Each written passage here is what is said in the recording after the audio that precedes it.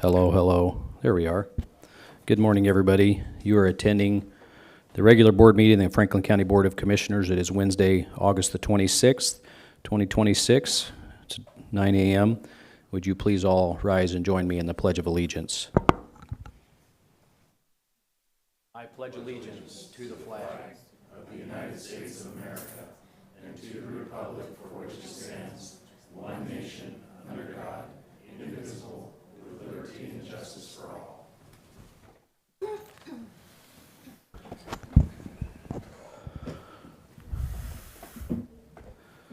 Thank you all for joining us here this morning.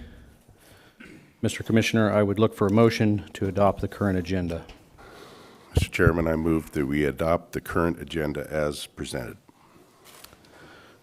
I'll second that. Motion is second. Any comments? All in favor say aye. Aye. I would note that we have two commissioners here this morning. Our chairman, Commissioner Mullen, could not be with us this morning. We do have our clerk of the board and our county administrator and council.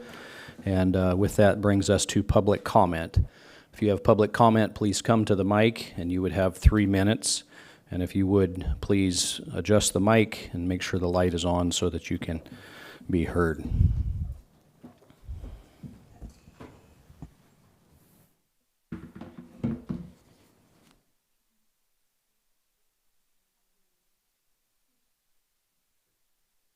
Good morning, Commissioners. Marcy Torres from Franklin County. In March of 2026, I made the decision to start coming into this room and ask questions. I wanted to understand why families can remain trapped in litigation for years while the very system that are supposed to protect them continue receiving public funding. I started watching, started requesting records, I started reviewing cases, I started reading declarations, protection order filings, police reports, transcripts, and court orders. And I started following the money. What I found raised serious questions that this community deserves to have answers to. I watched judicial officers come into public meetings when funding affected the court system was on the table.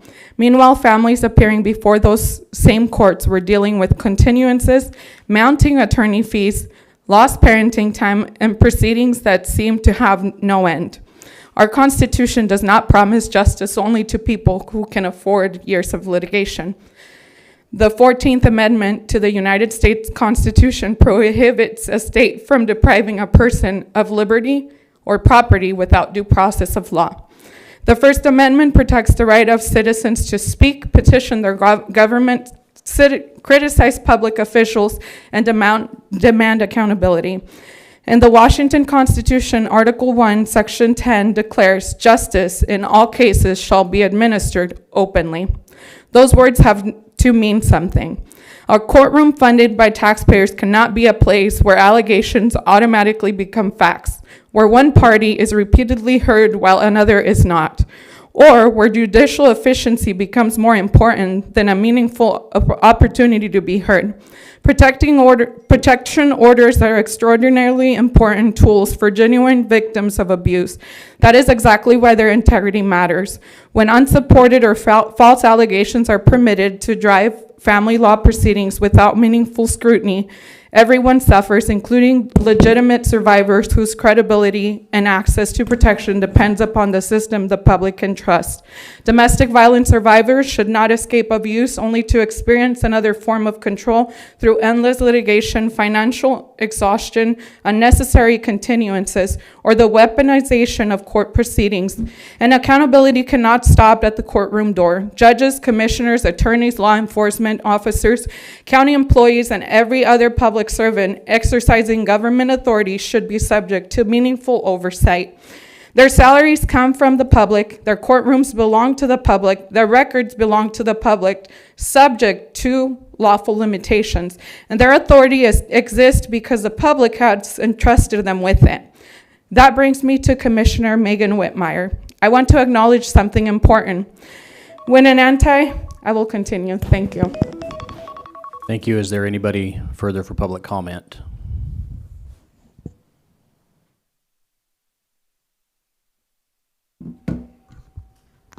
Hello.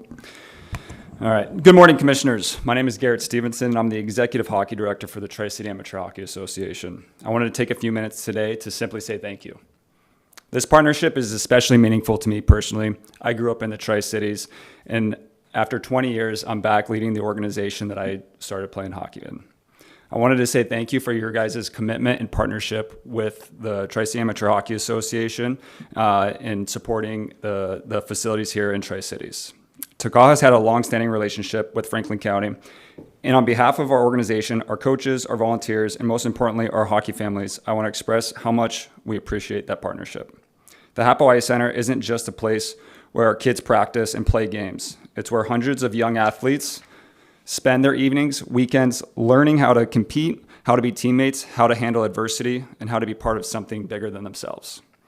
Over the past several years, the county and HWL at Hapo have continued to invest in making that facility better.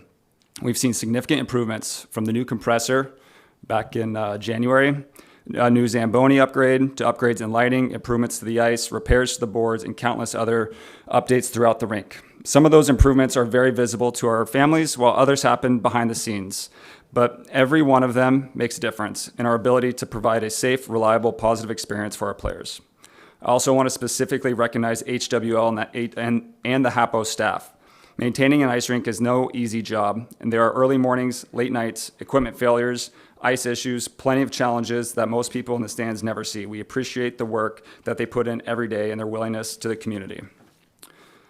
Our organization continues to grow, and we are excited about the future of hockey here in Tri-Cities. As we grow, having strong relationships with our facilities and community partners becomes even more important.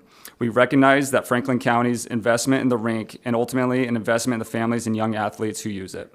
So today I really just wanted to make sure that doesn't go unnoticed. Thank you to the commissioners, Franklin County, HWL, and everyone at the Hapo Center for your continued investment in the facility and for being a great partner to Takaha. 20 years ago, I was one of the kids skating on that ice. Today, I have the privilege of helping make sure the next generation gets that same opportunity, and we're grateful to have Franklin County and HWL as partners in making that possible. Thank you. Thank you. Appreciate those kind comments. Anybody else for public comment?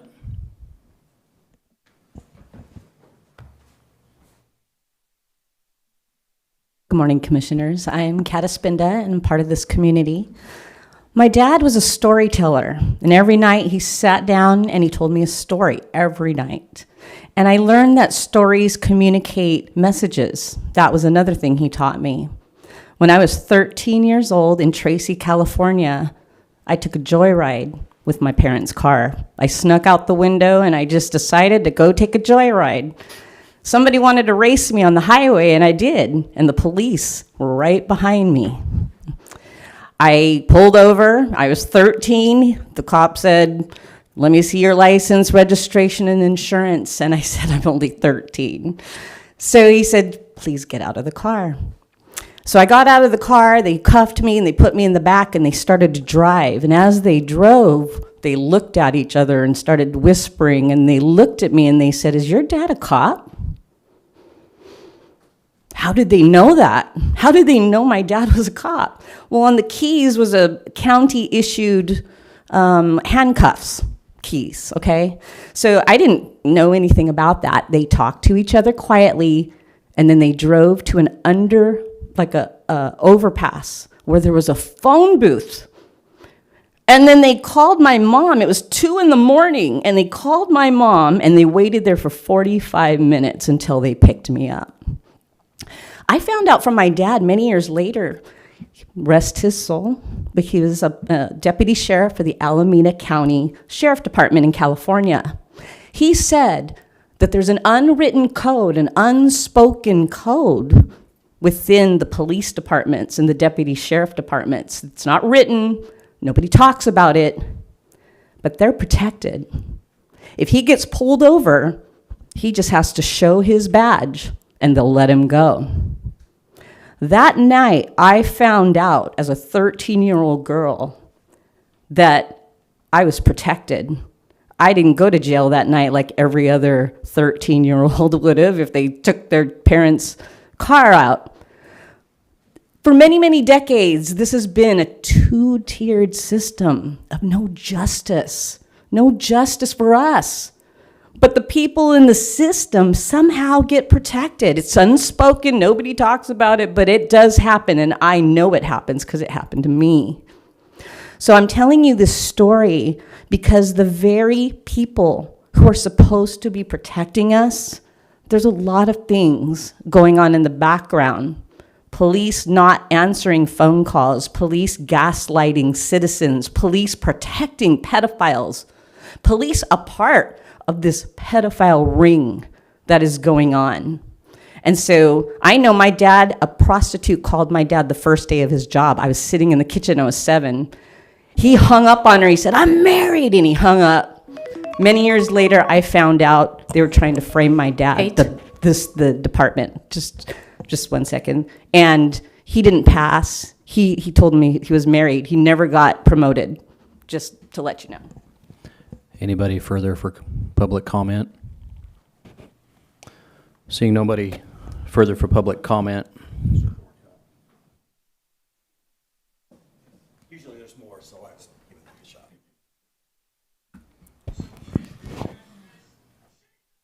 So Brian Thornhill, Franklin County. Accountability starts here. These meetings begin with the Pledge of Allegiance and prayer, and this board speaks about transparency, honesty, accountability, and service to the public. I believe those principles have to mean something when they are actually tested.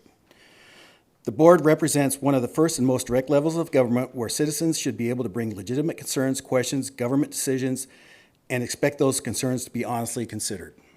In my situation, I brought concerns involving matters in which I had direct responsibilities, training, and experience. Instead of resolving those concerns at this level, I believe inaccurate documents and statements were repeatedly relied upon. Authority was asserted that did not exist, and positions changed when those assertions could no longer be supported. When I continued raising those discrepancies and defending myself, my comments were characterized with words such as attacking and harassment. There were then discussions about restricting what I could address during public comment.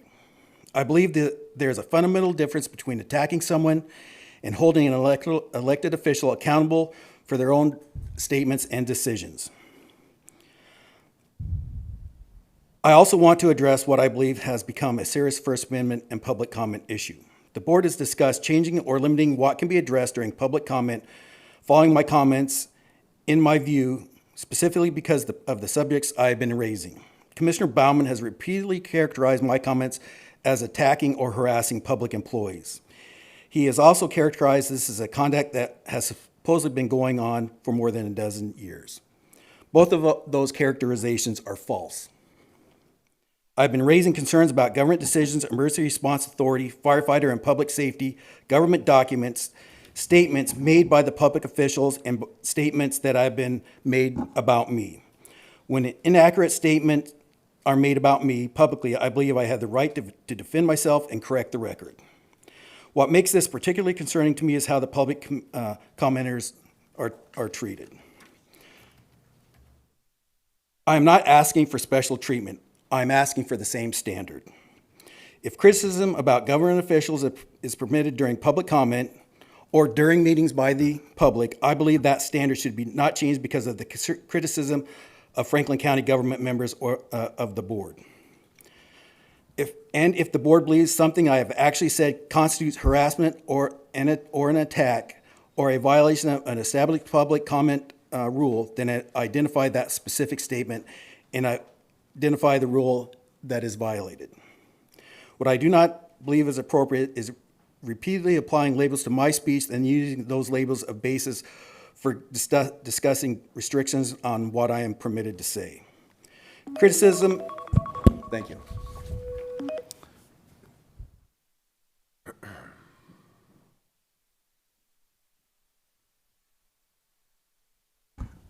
Morning, Commissioners. Andy Revis, Franklin County.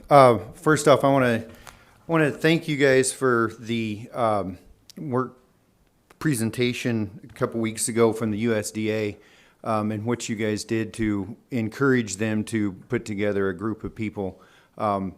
I spoke that day, and when they left, they gave me the folder with all the names, and I've used the names, and it actually, it's amazing how when you start having contacts and what you know, how it helps.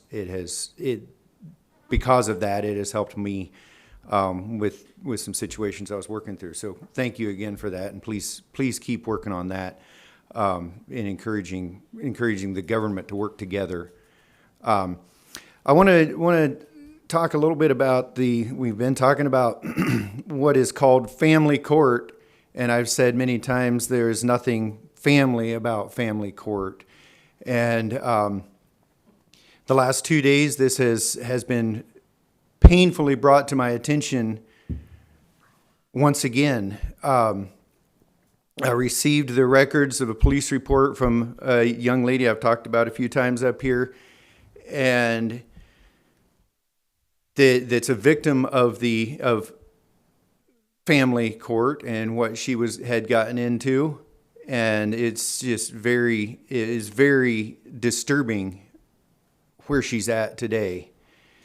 And yesterday, I ate breakfast with 3 young people that call me dad. The one young lady is 17 years old. Her dad works for CPS. But some of the stuff she was telling me yesterday that she's never experienced from her dad as a father, but yet he works for CPS and can take other people's children. I don't know that he personally goes and removes the children, but he works for the agency. He's worked there for 20 plus years. He's involved. But his own children are suffering without the love and compassion of a good father.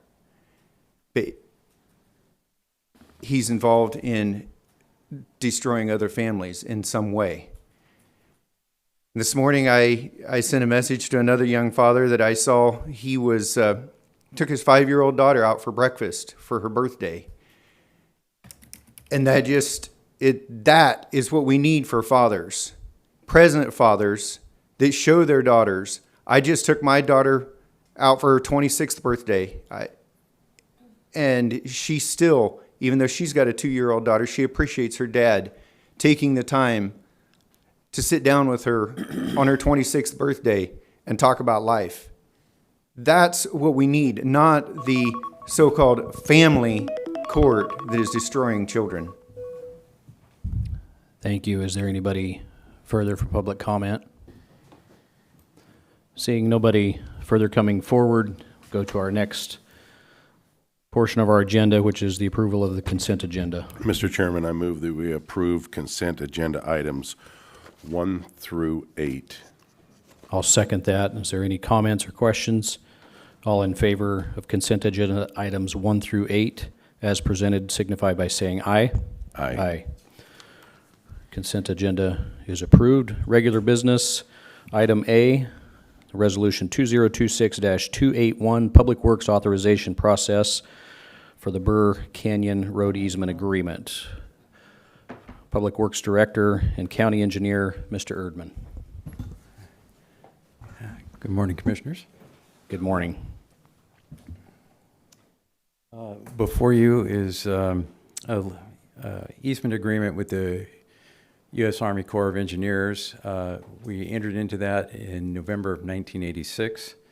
It expires this November 18th, and we are seeking to renew it for a 50-year term instead of a 40-year term, with the provisions to the fee to bring the agreement to the Corps of Engineers is approximately $12,300, and there are some stipulations that we need to do some surveying to correct some errors in the description, and that would fall to the county to take care of. So we're looking at a cost of approximately $30,000 to the county to renew this agreement. However, we take in over that 50-year period about $350,000 worth of revenue in gas tax from having that road. If we do not enter into this agreement and it lapses, we will be required to obliterate the road and set it back to what it was before. That will cost the county approximately $1 million. I think that's probably a bit conservative.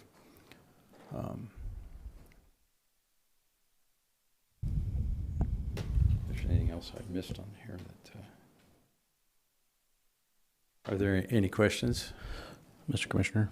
Yes, Mr. Erdman. There's a proposed timeline for House Bill 1921, and it is the changing of the gas tax to the 2.3 cents, I believe, per mile driven. If that goes into effect, are we going to receive any revenue, or is the gas tax going to just be gone and we're not going to have that money to deal with anymore? Well, I don't anticipate the gas tax going completely away at least in the near term. But we're talking about 50-year renewal. So Yeah. I'm sort of wanting to Well, know. you know, that's hard. I'm not particularly good at predicting the future, but people will use the road. There'll be some mileage, and they'll look at our system in totality. That's how the gas tax works. Right. But will we get the same amount of revenue from this? It depends on what the legislature decides to do, and you know that can vary quite a lot. Yep. So. So there is uncertainty here on funding. Yeah, but we will get some revenue. More than the $30,000. I'm sure that it's going to cost us to renew the agreement. Could you speak to that $30,000? As somebody that works with contracts regularly, I work with surveying very regularly.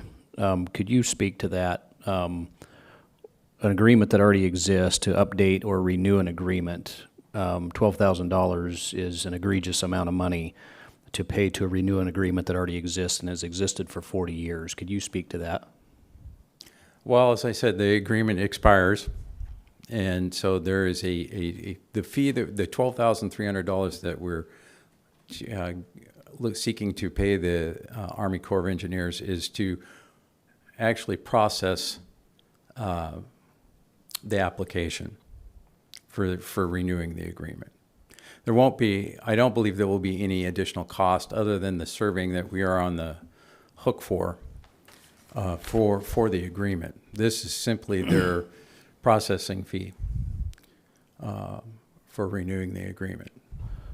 $12,000 is an egregious amount of money to renew an agreement that already exists for 40 years. Can you speak to what the $12,000 is for?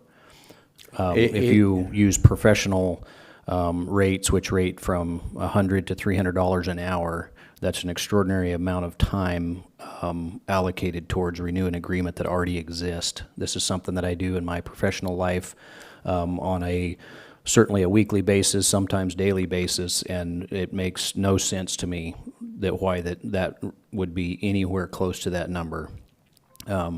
It would be, I can understand, $1,000 or $2,000 to have a lawyer on both sides review it, but that just makes absolutely no sense to me. And this is something I do on a very regular basis. I have no context of why we would adjust the application fee, and then in the process here it says that it may go up from there, and if it says it may go up, it likely will.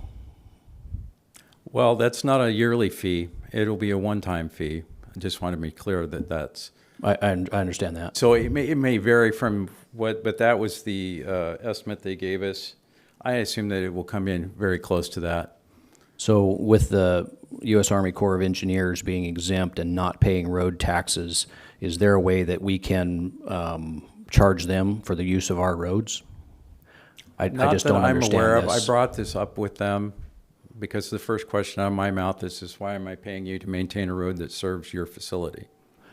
This is you're going right down my line of thinking. They use that road more than anybody else. It set them back on their back foot a little bit, but they're not interested in maintaining the facility if we don't.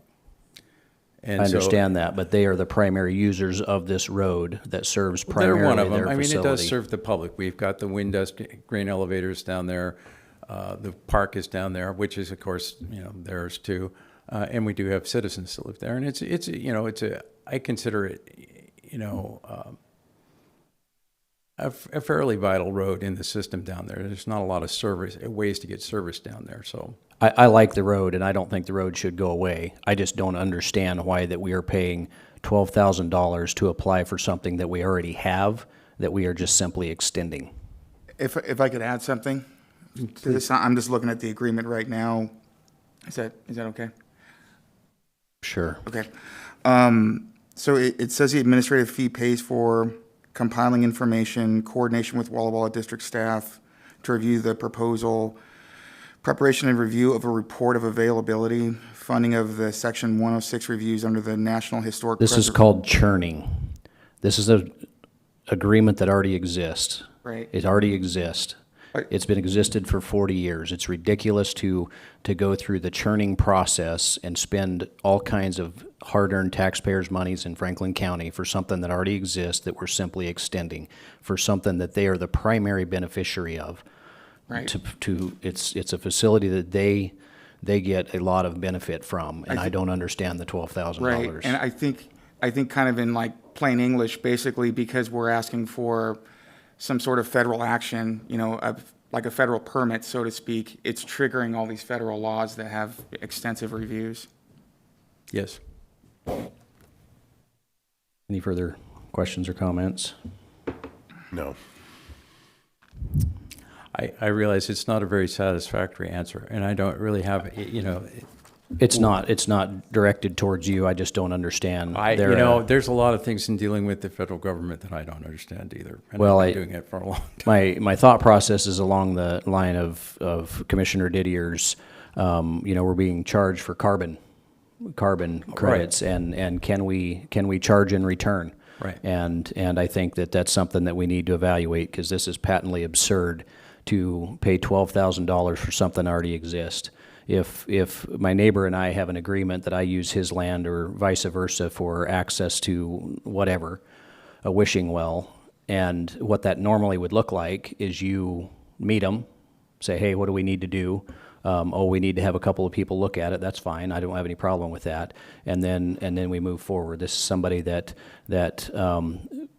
at least on two sides of Franklin County, borders our entire county. It's somebody that we should work with regularly, and we're being treated as a governmental entity that is a partner, like, retail rates, and it doesn't make sense to me. I agree. It didn't make sense to me. I asked them some pretty pointed questions, and this is where we got. So, And the answer was because we said so, right?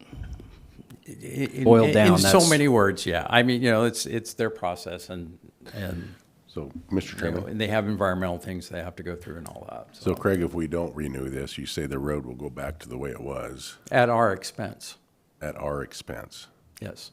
So here's the short on the math is that if for the $12,300 plus the fees for us to go out and do the surveying, and it's rugged country, and the section's going to have to be broken down to get the legal description correct. We agreed to do that because we have in-house capability to do that, thanks to Assistant Director Christensen, who's a licensed surveyor and a very good one. Mm-hmm. We can do that in-house. So for that cost of $30,000, we'll be saving, in my mind, we'll be saving the county $1.3 million. Because we're getting we'll lose $350,000 in revenue over that 50 years. Plus, we'll be out $1 million to obliterate the road. Can't we do what they do, which is just declare eminent domain? We just don't renew the contract and continue to have the road and say we're not removing it? That's a function at your guys' level, and if you want to go tangle with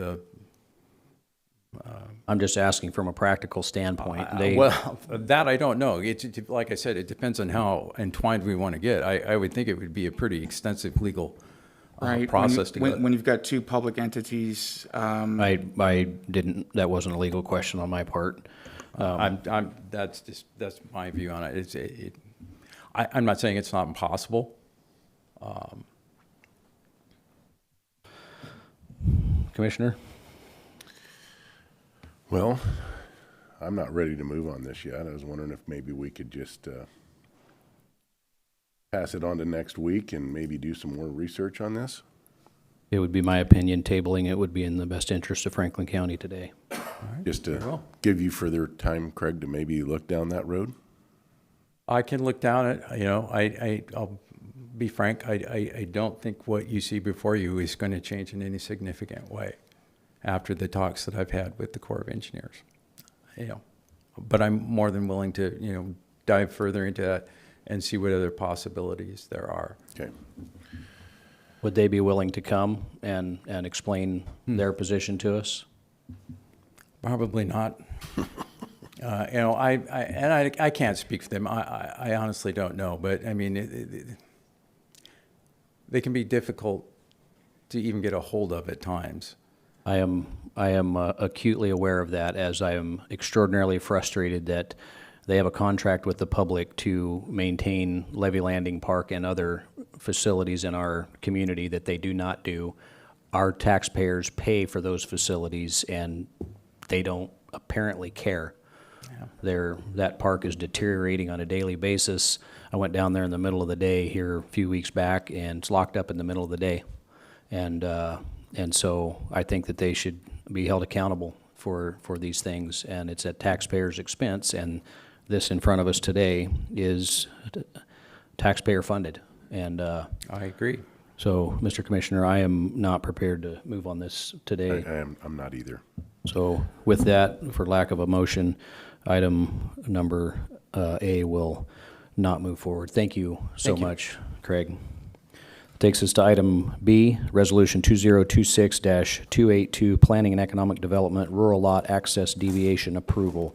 Mr. McCart. Yeah, Mr. Commissioners, in front of you today, you have a proposal to waive the code as it applies to short plats. Right now, the current code says if there's more than 2 lots served by a private road, it would have to be deviated by you.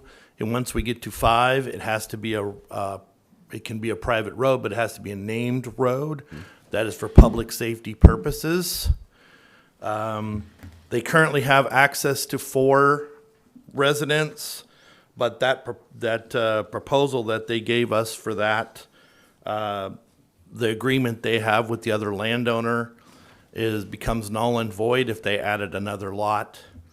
So they're proposing to add a new access point coming from the north end of their property and come in and go down to serve those 4 lots. What would be 4 lots would serve 3 now, plus the 4th that they're applying for the short plat for.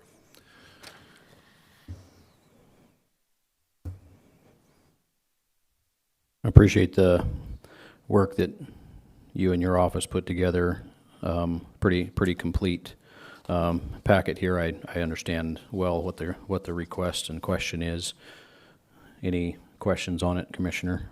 No, I'm just looking at the width of the road here on D, and it's all in there. Yeah, 'Cause I have dealt with this it's all before. going to be designed before. We did make them get a road access permit to make sure that Public Works was on board with making sure that they could have an entry where they're proposing prior to bringing you this waiver. And Public Works says that that point will work. Okay. They're going to make some changes to make it work, but it will work and it will be a safe entrance. So. Okay, any further questions? I would entertain a motion. With that, I'll move to approve Resolution 2026-282. I'll second. Motion and a second for Resolution 2026-282. Any further questions or comments? All in favor say aye. Aye. Aye. It is approved. Thank you, Mr. McCart.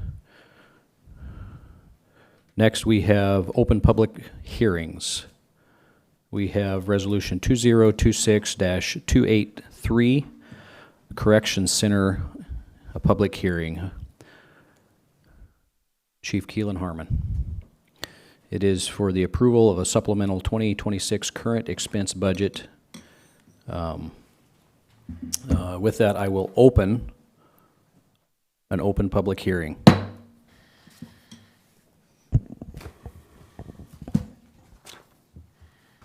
Good morning, Chief. Good morning, Commissioners.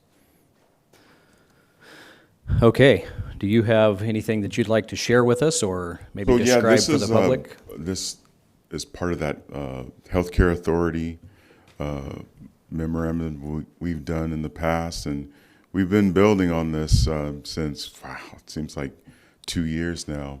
And so each year they deposit funds into our account, but they actually go to revenue, and they sit there. Last year, there was about $100,000 that went into revenue, and we didn't touch it. We kind of made up for some areas with medical and moving some people around, but this year we can't because we're supposed to start the Medicaid, Medicare billing.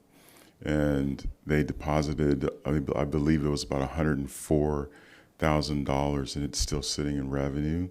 And we actually need to move it out of revenue and put it in a line item for expenditures so that we can use for hire a billing clerk and also to hook up to Epic, which is the statewide medical system, so that we can actually see where these inmates are coming from and actually do all that medical stuff on our end.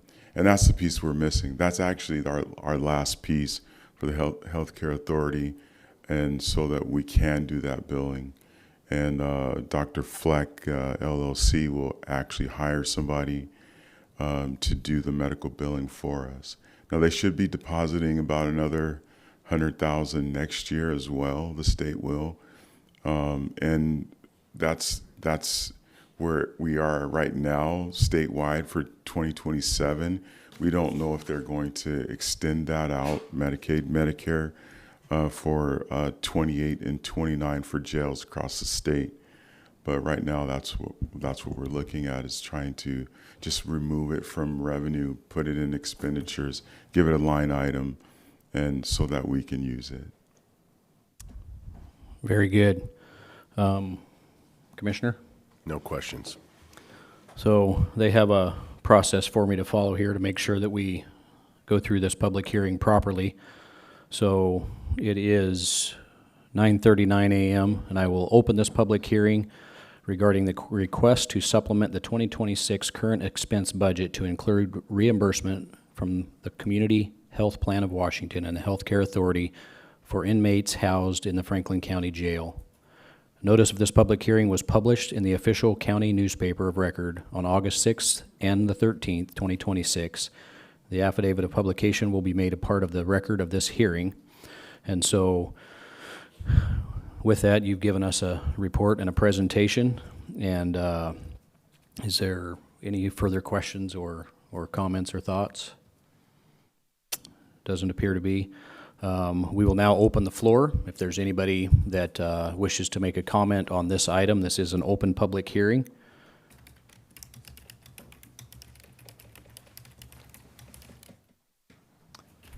Yes, ma'am. Hello.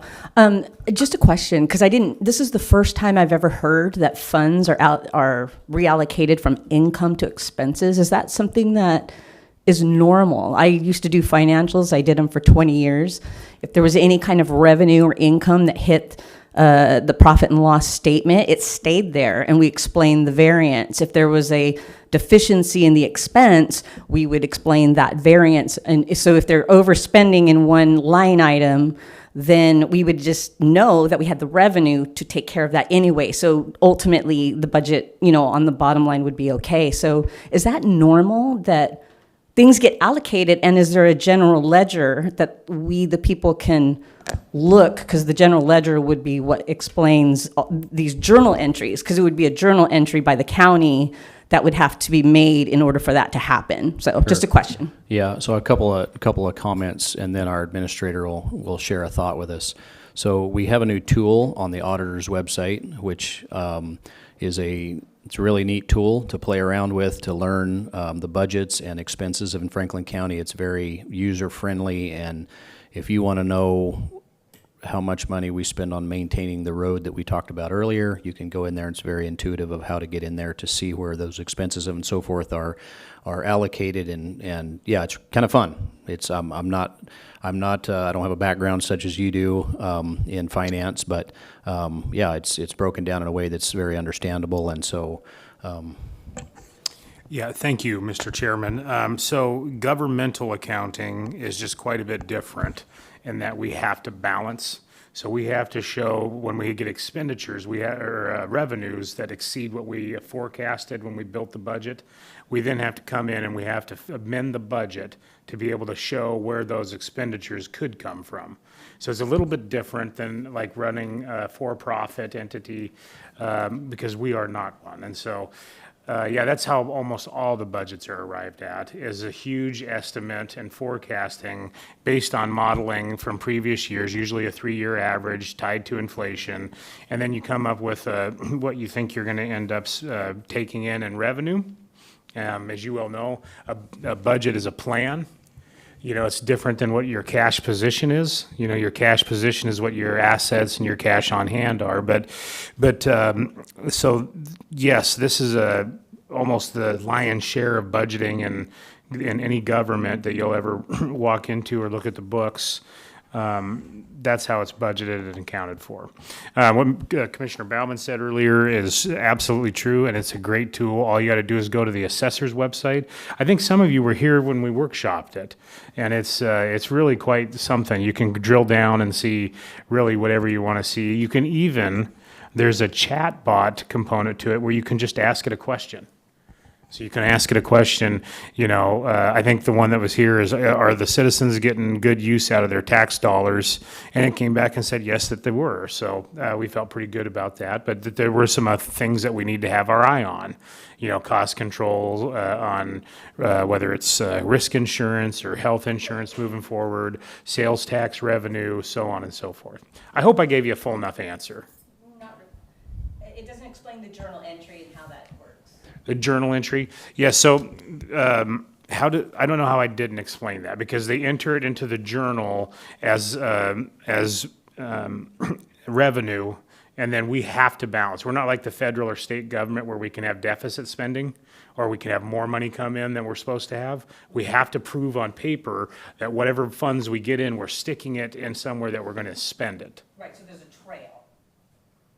Not just that there's a trail, but that's accounting practices for the government. That's the standard accounting practice for all governments. Yeah.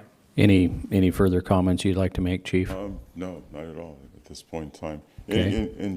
And to answer a little bit more your question, yeah, I had a hard time with it too years ago, trying to figure out if we're getting revenue, I should be able to access that revenue, but actually the BARS manual explains that it has to go into revenue, and if you're to access it, you have to go before the board and actually say, the money's there, but I just need to move it to where an expenditure line, and I can use it for tracking and things like that.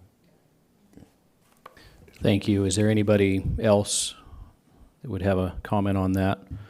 So with that, I will close the public comment. Mr. Commissioner, is there any further comments? None. Questions? With that, I would entertain a motion. Mr. Chairman, I moved for the passage of Resolution 2026-283. I'll second that. So motion and a second. Any comments? All in favor, say aye. Aye. Aye. Thank you. No opposition. Chief, thank you for presenting that. So this public hearing is now closed at 9:46 a.m. That takes us to item number D, which is also a public hearing. So see if I can get this opened up and prepared properly. So with that, it is 9:46, and I will open another public hearing. And this hearing is regarding a proposed right-of-way franchise agreement between Franklin County and the Franklin County Public Utility District Number 1. Notice of this public hearing was published in the official county newspaper of record on August the 13th and the 20th, 2026. The affidavit of publication will be made part of the record of this hearing. So with that, we would take a staff report. Mr. Erdman. Franklin County PUD is wishing to install, operate, and maintain facilities inside the county's right-of-way in the unincorporated part of the county for the purposes of transmitting and distributing broadband and power services to areas within Franklin County. As it is subject to the conditions of the attached franchise agreement. All our notifications in the courthouse and the Franklin Graphic for an open public hearing were met. If you have any specific questions, Mrs. Jones is here to talk to the finer details should there be any questions. Mr. Commissioner, any? I have no questions. I just had a question. As I was going through the information on here, I see that the annual franchise fee was $5,000 a year, escalated at 3% per year. And so my primary question around that is that an adequate funding? I know that we're not looking to see this as revenue, but is that adequate funding to pay for your efforts and time and your staff for the coordination that's necessary for interacting with Franklin County Public Utility District and the associated, I guess, is that enough to make us whole on the coordination it takes on a yearly basis? Go ahead. I was just going to state, as far as the beginning, we have an application and we have a fee that we charge as far as getting the actual agreement going and recording once it's approved. After that, any other fees, construction fees for permits and such that they need to get, those are individually charged, according to whatever is being done. There is not too much that we need to do as far as this, except the accountability of making sure we're receiving these fees each year. But otherwise, along the line, any construction, anything else that's being done, if they're doing installations, removing, relocating, that type of thing, that is at their expense. If I could add a little bit to that, Commissioner. So as Ms. Jones pointed out, there is a permit fee at the outset. This is a separate fee, and this fee is actually for the benefit of using the property. Okay. So the short answer is yes, I think it covers our administrative costs going forward. Okay. Yeah, it's fair with me. I have no more questions. I'm looking through the agreement and just curious. I know they got insurance. Any other damage to any other right-of-way permitting to other companies, they damage it, they got to fix it. It's in there? That's generally how it works when you're inside the county's right-of-way. Yeah, You're good. nickel. Because I couldn't find it, and I just wanted to make sure that was in there. Okay, thank you. That's all I got. Okay, with that, it takes us to the public comment. I'll open the floor for public comment. If there's anybody in the public that would have a comment about the right-of-way franchise agreement between Franklin County and Franklin County Public Utility District.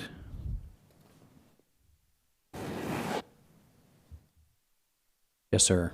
So I wasn't planning on coming up, but you guys just talked about an agreement with the Corps of Engineers, and it was around $12,000. You thought that was excessive. And is this one about $5,000?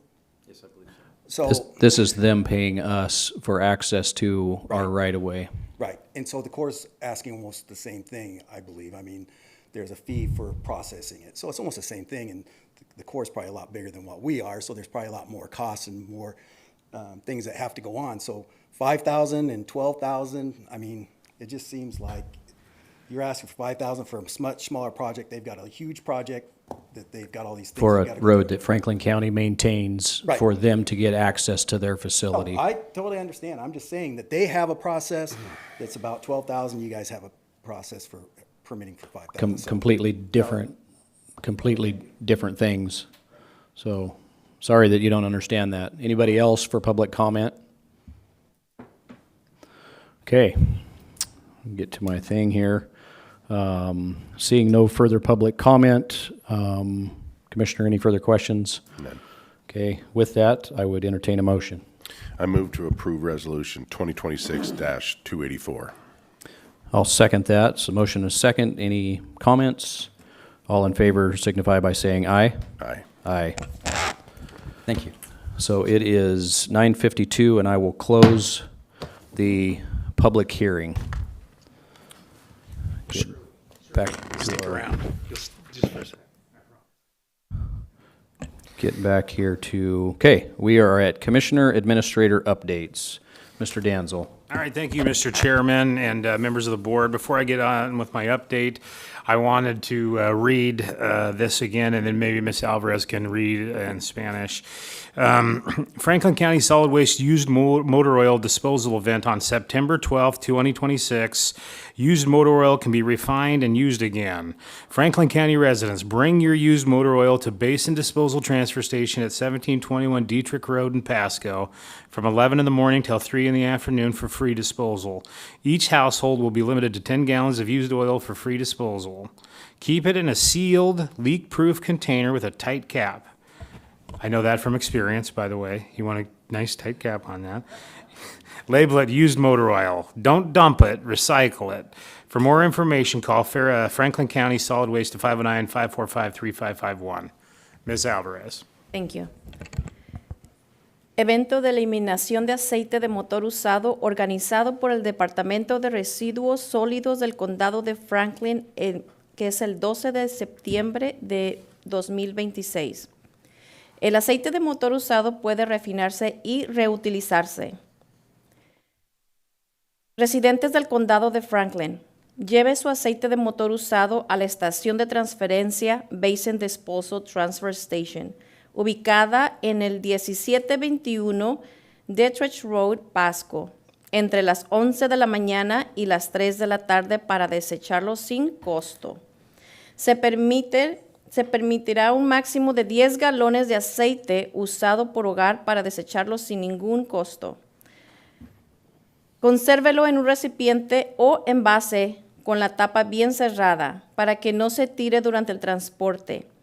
Márquelo con esta frase, Used Motor Oil, que significa aceite de motor usado. No lo tiren, reciclen el aceite de motor usado. Para más información, llamen al Departamento de Residuos Sólidos del Condado de Franklin. También pueden llamar al 509-545-3551. Gracias. And again, I just maintain it sounds so much better coming out of Ms. Alvarez than when I say it. With my typical update, my normal routine update. The first thing I'd like to say, and this is kind of a public benefit announcement, it's Fair Week. It's the Benton Franklin Fair. So we got to get out there, and I was out there yesterday. They've got elephant ears the size of a first baseman's mitt.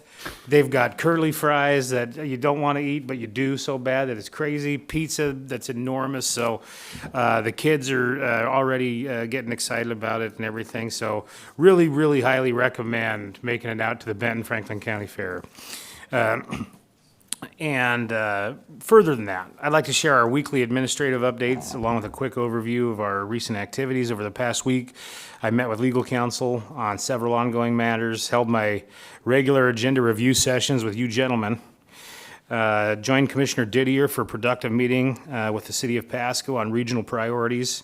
Additionally, Commissioner Didier and I met with members of the Superior Court bench to revisit the funding agreement that was terminated earlier this year as we begin aligning our strategy for the upcoming budget process. Across our department, staff are actively engaged in long-term planning and infrastructure maintenance. Planning, Building, and Economic Development completed the Voluntary Stewardship Program 5-year report, which will be contained in your correspondence. Continues its comprehensive plan workshops ahead of the September 1st meeting and welcomes a new planner on September 14th. However, again, there will be more correspondence as it pertains to planning, building, and economic development on that matter. They are also participating in regional work groups on urban growth areas and clean energy siting while maintaining steady permitting processing for large commercial developments and continue to do so. Public Works is advancing several major road and bridge initiatives, including active construction on the Ironwood Bridge drainage improvements, design work on Columbia River Road, and finalizing WASDOT review documents for four major county road projects heading to the board later this month. This is where the lighter scheduling comes in. Facilities is managing lighter scheduling this week while completing painting projects for IS and elections, preparing for the safety building, public safety building for exterior masonry and railing work, and finalizing their budget for transitioning into fall drainage and roof maintenance in September. Information Services closed 80 work orders last week, is finalizing its 2027 vendor budget estimates, and is partnering, with Superior Court to manage the 3 courtrooms. And I'm glad he's here. I'm glad he's still in the room. Finally, turning to corrections. I got a really special Chief's Corner sent to me, and it said this. This is the chief's approach, and I think it's worth repeating, and I think it's worth actually doubling down on.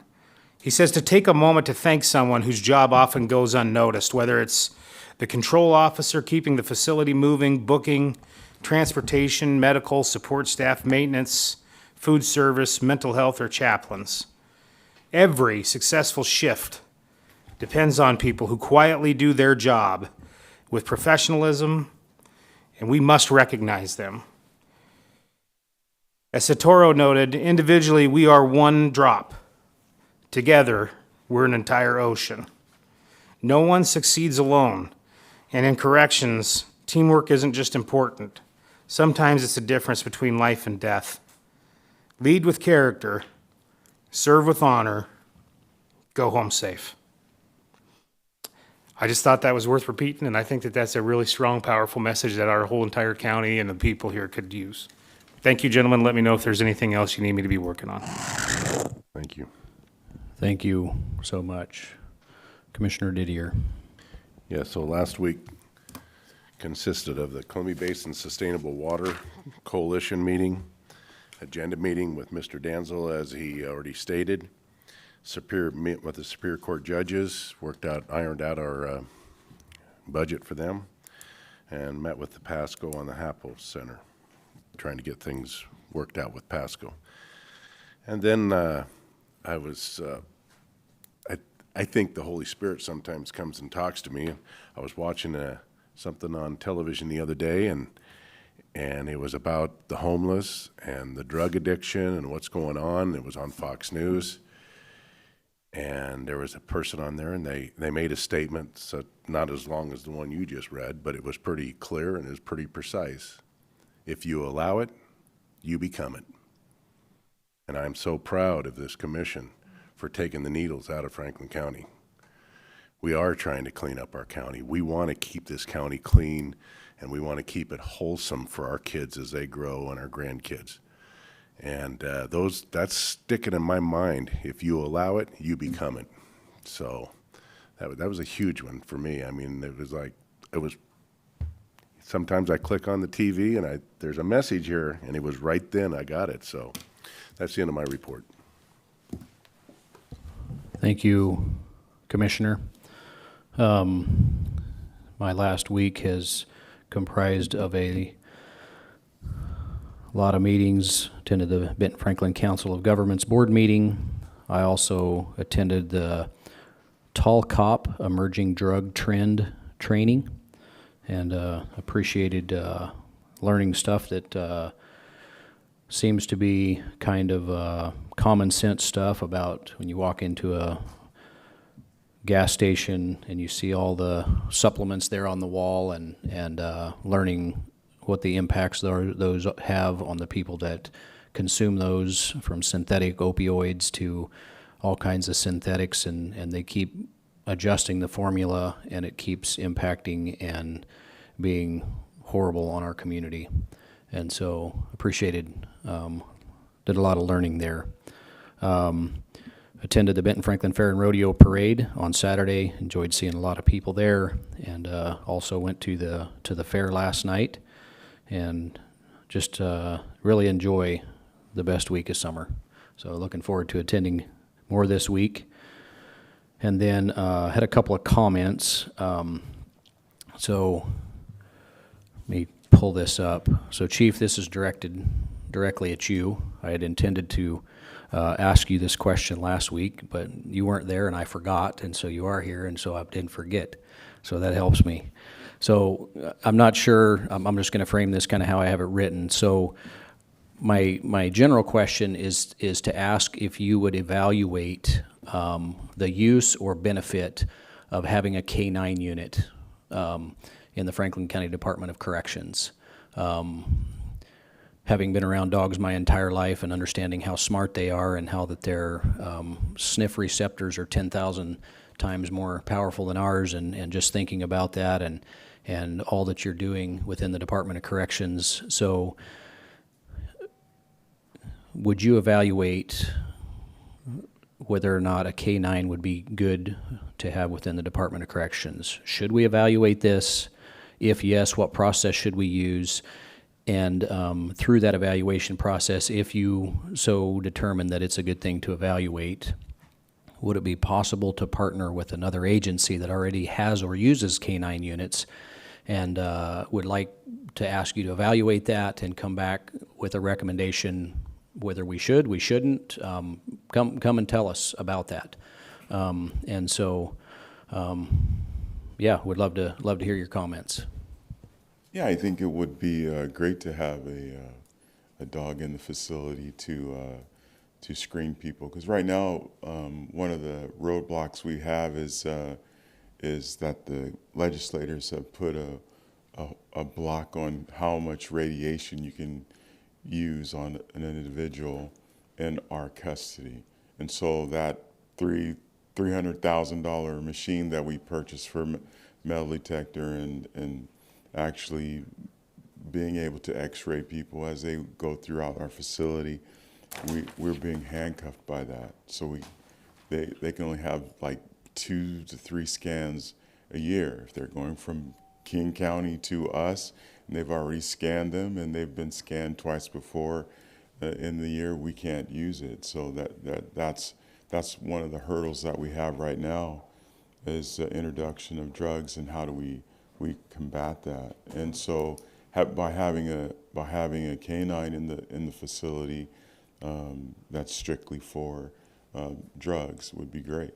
It would be. And I know a lot of facilities are actually going to that. I know the state has a few dogs. Grant County has a dog now. Chelan County has a dog. Yakima has 4 dogs. So it's something that, yeah, we should look at. And I have a lot of the paperwork already ready to go. And so if you want me to present that in a couple weeks, I sure can. I didn't know that you were prepared for that, but I've been thinking about it. I've been trying to learn, and as I stated a moment ago, learning about some of the drugs and so forth that's happening. I know that there's K-9s that can sniff out electronics, drugs. There's all kinds of different directions that a dog can take, and yeah, would like to hear what your thoughts are on it, and if you have some information you'd like to bring, I'd love to see that. Sure, I'll set it up for an open meeting and talk about it, and go from there. That sounds fantastic. Thank you, Chief. All right. Another comment that I would have, not really a question, but a comment, is would like to direct our Public Works, with the concurrence of our board, to come back with kind of 2 parts. One of, I believe that we need to evaluate and potentially source and crush our own rock.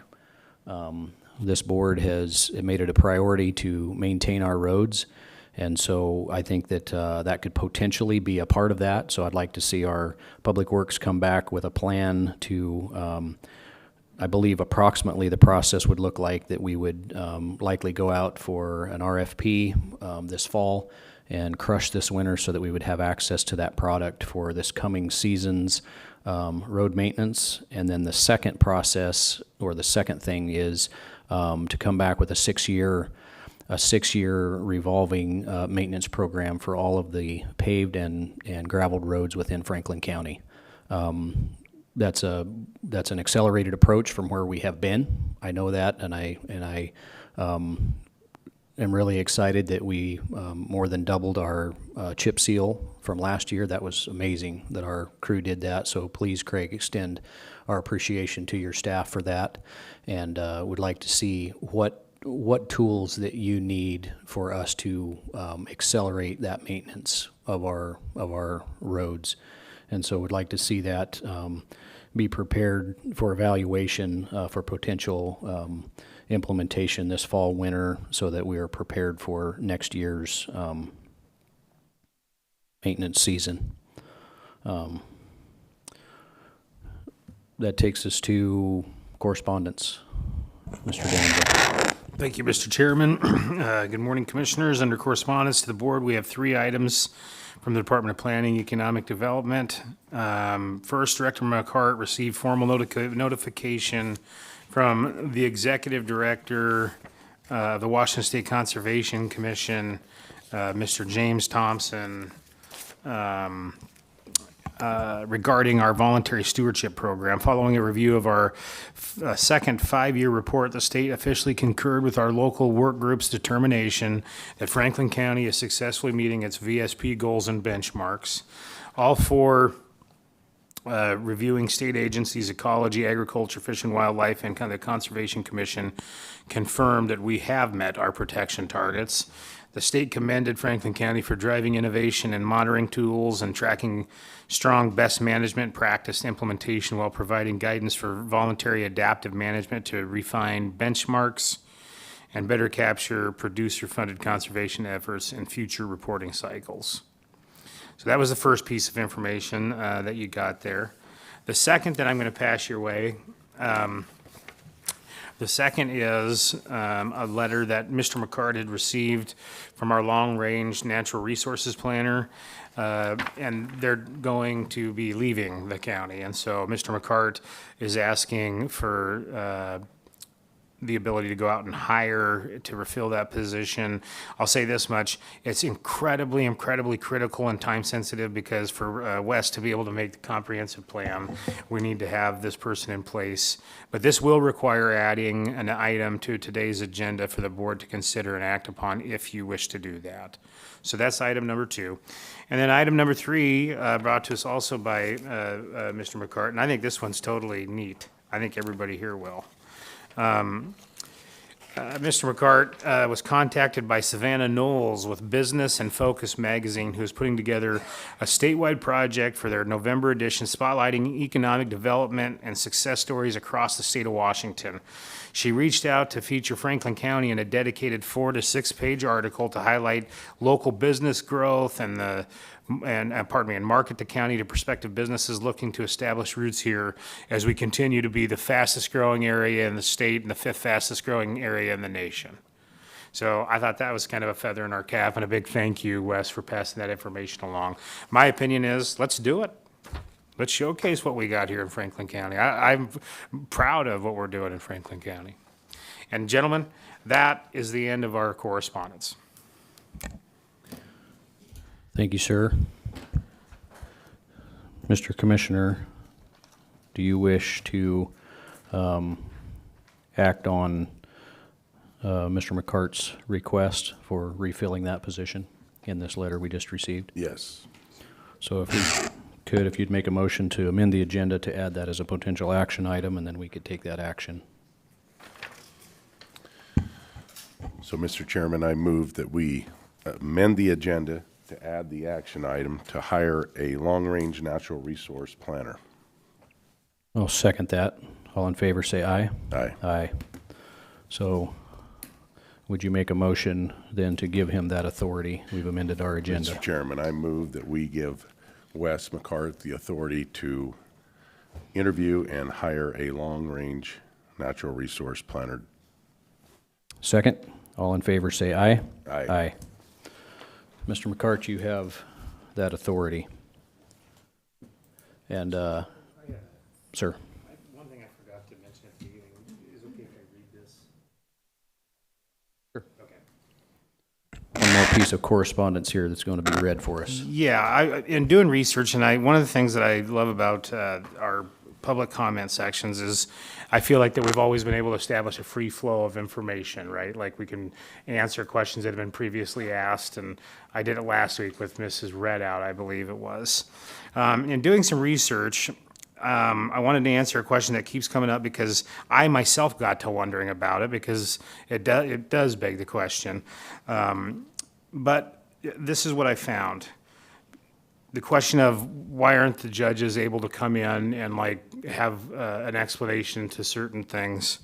And this is what I found. Per the Washington Code of Judicial Conduct, specifically Rules 2.9, 2.10, and 2.11, judicial officers are prohibited from making public statements about cases, engaging in discussions about legal disputes, or taking public stances that could compromise their required neutrality. Because responding in a forum could legally disqualify a judge from hearing future cases or violate judicial ethics laws, Superior Court judges do not participate in open public comment periods. And then it just, members of the public who have concerns regarding court decisions, and this is going to be old hat here, may go to the Washington Commission on Judicial Conduct or through judicial election process. But I had wondered that myself, and I just wanted to be able to have that good explanation for you because I too had wondered that. And then in doing the research, that's what I found. Sorry about that, Mr. Chair, but I thought that it was worth No, I appreciate that. That's helpful. That takes us to public comment. Is there anybody in the room that would like to speak at the second public comment period? Marcy Torres from Franklin County. That brings me, I'm going to go ahead and continue. That brings me to Commissioner Megan Whitmire. I want to acknowledge something important. When an anti-harassment protection order was sought against me after I publicly questioned government activity in Benton County, Commissioner Megan Whitmire denied it. I came into that hearing prepared to defend my First Amendment right. I had consulted with the Civil Rights Council because I believe restricting lawful criticism of public officials could implicate fundamental constitutional protections. Commissioner Whitmire recognized an important principle that day. Public servants can be scrutinized, and pending litigation does not automatically place government conduct beyond public discussion. For the first time in more than a year, I walked out of the courtroom feeling that justice had actually been served. I will give credit where credit is due, but one correct decision does not erase my broader concern about her record or my experience before her. I have brought contempt allegations concerning more than 70 instances of parenting time that I have contended were denied contrary to court orders. I have watched decisions affect families' finances even when people described serious financial hardship. I have also raised concerns about rulings in my case that I believe have denied me a meaningful opportunity to be heard. Most troubling to me is the handling of matters without oral argument. When a court makes a decision affecting a parent relationship with a child, procedural fairness cannot become an inconvenience. Due process is not simply paperwork. Due process means notice and a meaningful opportunity to be heard before the government deprives someone of a protected liberty interest. I am also deeply troubled by Commissioner Whitmire's prior representation of Jerry Davis and statements reportedly made during that representation. I understand that criminal defendants have a constitutional right to counsel and that an attorney's representation of a client does not itself mean the attorney approves of alleged conduct. My concern is narrower. I do believe the public is entitled to examine the complete record, including statements made in court, and decide whether that history raises legitimate questions about judgment for someone now entrusted with decisions involving vulnerable children and families. Accountability requires us to examine the entire record, not only the portions convenient to the government. I am before asking this board to determine what lawful oversight authority it possesses regarding the commissioner's position and where authority rests elsewhere to formally refer these concerns to appropriate judicial or disciplinary body. I'm asking for an independent review of court administration, continuance practices, public expenditure, access to hearings, and any documents concerned regarding improper ex parte communications. Thank you. Thank you. Mr. Dockstetter.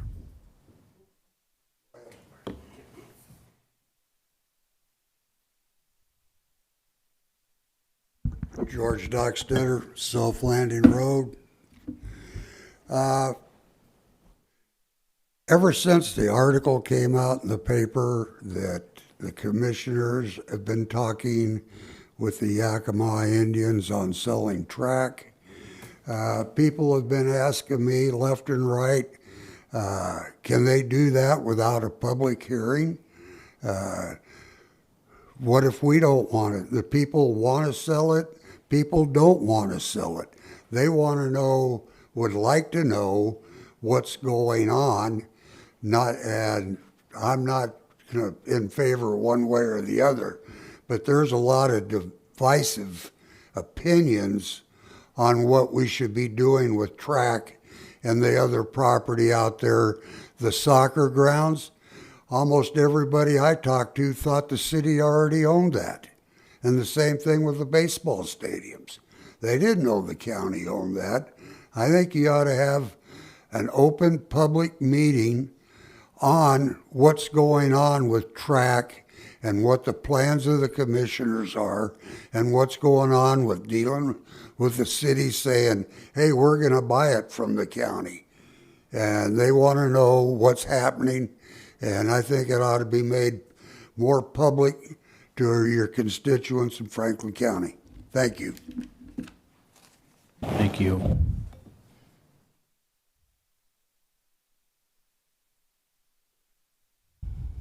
Hello, Commissioners. I'm Kata Spinda, part of this community. He's not here, but that analogy of a cup of the ocean, like you take a cup of the ocean, you take it out, is it still the ocean? It is, and we were all created in the image of God. I think you guys could agree with that. Well, we have children created in the image of God who are being trafficked in this system of no justice at all. Codes, RCWs, what is that? What is a code? RCW. I hear people say that's the law says, the law says, the law says, and Brian Danzel read the code of the rules for the judges. The rules are there to protect them. The rules are there so that they don't have to answer for their crimes against our children, crimes against humanity. I have daily, several people a day at this point contacting me. Big bombs are coming. I'm just letting you guys know some big bombs are coming on people in this area who have done just unimaginable things. And I have no fear and no problem. And when the time is right, I will spill all of it. It's coming. But RCWs are codes, commercial, commissioner, corporation. It's a business. It's for business. So correctly, it is applied to you guys, not to people. That was never meant for people. So we have codes protecting the people in government, but those codes were never meant for people, the ones who pay the salaries. Look at the word co. Co is business, corporation, commissioner, like I said. So codes are being used against us, against fractals of God himself. He created us in his image by the spoken word, and we are being gagged and silenced while they can be silent. That's not godly, that's actually satanic. Black robes, think about it, witches, warlocks. Word magic is what they use in our system, and I know what they're doing. So we are being trafficked in this system, and our children are being trafficked in this system. And we are going to continue to ask you if you are profiting off of our children or not. I don't care what your code says. You are protecting yourselves with these codes that are meant to protect we the people, not you guys. Thank you.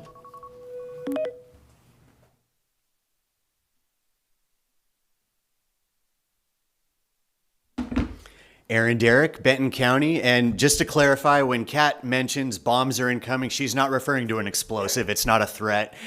I shouldn't have to say that, but I'm going to, just so it's on the record. But in the meantime, I'm asking for an independent review of court administration, continuance practices, public expenditures, access to hearings, and any documented concerns regarding improper ex parte communications. I'm asking you to examine whether public money is producing better outcomes for families or simply sustaining longer litigation. And I'm asking for transparency because this is bigger than just one case. This is about every mother and father who walks into a courtroom believing the evidence will matter. Every father who believes that he will receive a fair hearing. And every domestic violence survivor who expects a system designed to protect them, not to become another instrument of abuse. Every child whose relationship with a parent can be fundamentally altered by a few minutes in a courtroom. And every taxpayer who is paying for all of it. The First Amendment gives us the right to speak. The 14th Amendment demands due process. And Article L, Section 10 of the Washington Constitution demands that justice be administered openly. We are exercising those rights today. Public criticism is not harassment. Court watching is not intimidation. Requesting records is not misconduct. And questioning government spending is not disrespect. Demanding constitutional due process is not an attack on the judiciary. It is democracy. And I'm not asking you to protect anyone from accountability. I'm asking you to make sure that the people exercising government power are subject to it as well. Because when government officials stop answering to the people, public service stops being public service. Commissioners, the people are watching. The transcripts are being preserved. The records are being requested. The money is being followed. And the decisions being made inside taxpayer-funded courtrooms will continue to be examined.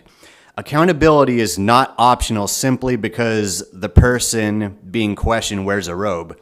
No title is above the Constitution. No courtroom is above due process. No public servant is above scrutiny. And no government institution should ever be afraid of transparency if it has nothing to hide. It's the same logic that the flock guys employ on us. So we're all familiar with that. Thanks for your time. Thank you. Is there anybody further for public comment?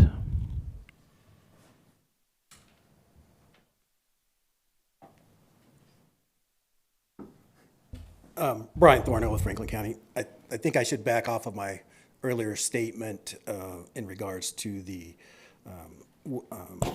permitting fees and things like that, because maybe you guys are looking out for the best interest of the county for the budget, and maybe Mr. Erdman is able to talk to them and they waive some fees, because that has happened to me with federal government. So I'll back off on that a little bit. But the same theme has sort of been going on with this whole situation, that accountability for government, and I just want to, I was going to talk about some other things that I've got written down, but you made mention that, and I won't know the exact words, but federal government says something, so that's the way it is. And that might not be the exact wording, but that was pretty close to what Mr. Baumann says. They say it, therefore it is. So I brought, there's a situation where the federal government came and made some statements, more or less, in an investigation or documents, and I presented those to you. And the prosecuting attorney came out and said, yeah, those are false. So I've come to you guys and say, hey, would you guys back those up, support me on that? And then there was another situation that I thought dealt directly with Mr. Commissioner Didier in regards to, say, Pasco or other agencies coming out to Fire District 5 and putting out fires before the fire district was established. And you guys haven't supported me on that at all. I mean, those were direct statements, and you guys have not backed me up on that whatsoever. So it sort of falls in line. If you allow it, it is what you become. So you guys have allowed that, and all I've asked is some support to say, yeah, Mr. Thornhill, what you're saying is correct. We should have supported you, or, but that has not happened. So again, if you allow it, that's what you become. So you guys are going to allow to big government. You guys pick and choose what you guys, and that's not right. You Have should be no consistent. idea what you're talking about. Tell me which part. We're not supposed to interact with public comment. You're welcome to finish your public comment. On the investigation, there were some investigations that you've used against me, reports, investigations. And those investigations were proven to be false by false statements in those investigations. And you guys have not come out against those whatsoever. Actually, you keep using them against me. They're in a public records request. They came out and they were used against me. That was what was shown, that these investigations. So you guys have hard evidence what they said is correct, and you have not supported me. You keep using them against me. And that's not right. So if you allow it, you become it, and you guys keep allowing it. You won't take a stance against it. And I'll bring those documents again if you want. Thank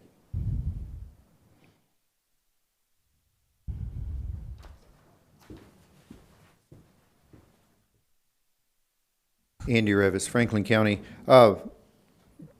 Couple things. I think the canine in the jail is an amazing idea. I did not know what Mr. Harmon was saying about the radiation thing, and I do know from experience as a first responder the amount of times we go to Coyote Ridge for overdose situations is astounding. And you know, if it's at Coyote Ridge, I have no reason to doubt that there's not drugs inside Franklin County Jail. And so I think, you know, a canine situation would be a great idea for that. I got an email yesterday that flags are ordered half staff because a singer died. My question is, we've been coming here for months and exposing child trafficking, children that are being traumatized and brutalized. It's been being exposed for years. Where's the half-staff flags for that? Where's the recognition? I know the media watches these YouTubes. They're at the night meeting, the second quarter, there was a gentleman that stood here and talked, and I know there was no media in the room, but there was an article came out about what he was asking here in the meeting. And the media watches. Why is the media not talking about these children that are being trafficked and brutalized? Why are there no half-staff flags for that? But a freaking week for a singer that died? I mean, yeah, she had some great songs. She was a good singer, but flags half-staff for a week? What's up with that? And we've got children that are suffering and being brutalized. That is, it's not right. Mr. Didier, you said something about the needles, and thank you very much. That, getting some of these things out, and there's a lot going on in this country. I'm supposed to be at Mount Rushmore for a worship event on Labor Day, and the local Christian radio stations will not air an ad for it because they're being, the Christian radio station in Rapid City got bought by a progressive university out of Minneapolis. And so that's coming to this country. And if we keep allowing, it starts with providing needles to the drug addicts. It starts small and keeps going. So thank you for that. Thank you. Is there anybody further for public comment? Seeing nobody further for public comment, we will close the public comment period. We will go into executive session under RCW 4. Yes, sir. And speaking with Prosecutor Sant last night, he would not be available until 11 o'clock. We have another executive session. I think we could do stuff beforehand. Maybe. Okay. Wes. So we'll go into executive session under RCW 4230-110-1B, which is real estate acquisition or site selection.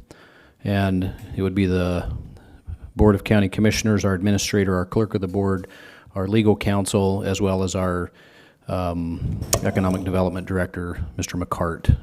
And we would do that for 15 minutes. We will go into executive session at 12:33 and come out at, what does that make it, 12:37 or 12:47?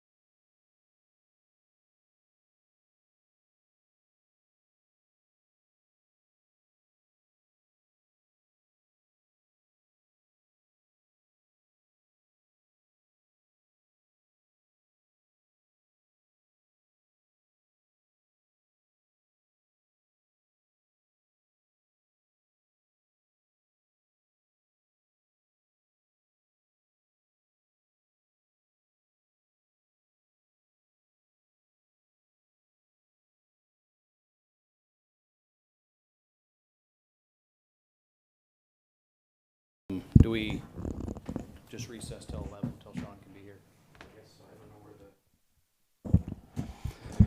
You can bring us out and then we'll all recess until 11.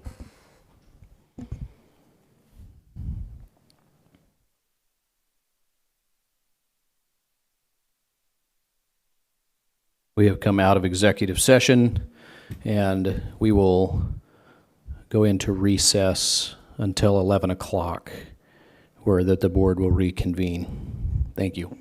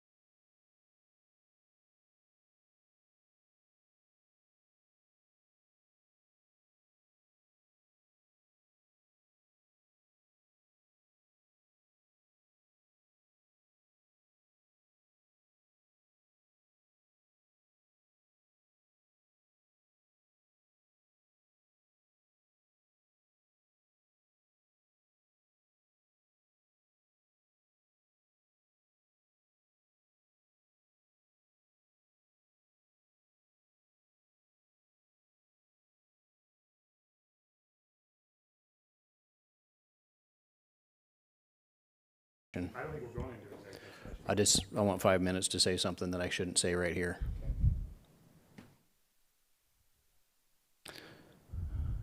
We are out of recess and have come back into the open board meeting, and I'm going to take us into executive session under RCW 4230, 110, 1I for 5 minutes for discussion with legal counsel about potential matters of legal consequence for Franklin County.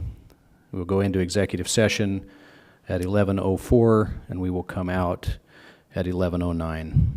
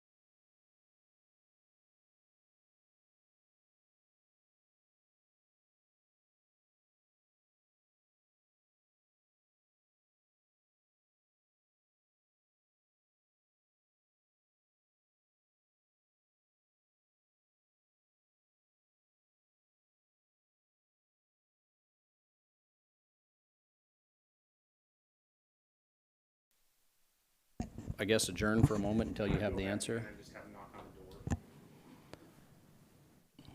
We've come out of executive session. It is 11:09. We're going to go back into executive session for an additional 20 minutes. That'll bring us out of executive session at, I'm going to say, for 21 minutes. That'll bring us out at 11:30. Thank you.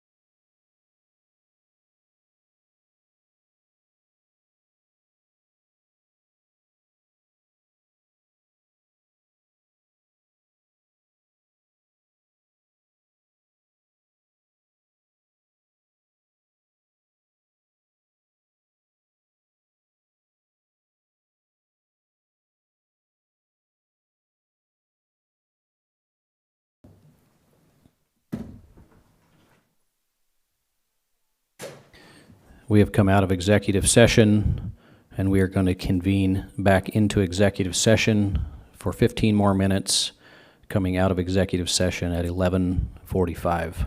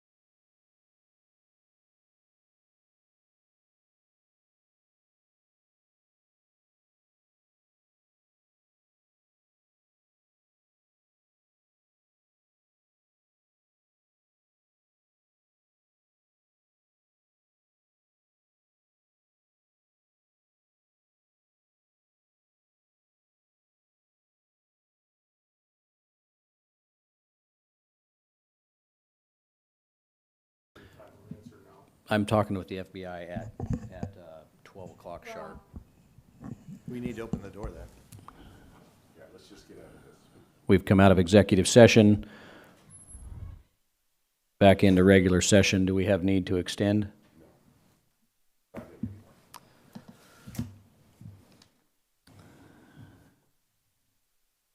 Is there any other business for the good of this county? With no other business for the good of this county, this meeting is adjourned.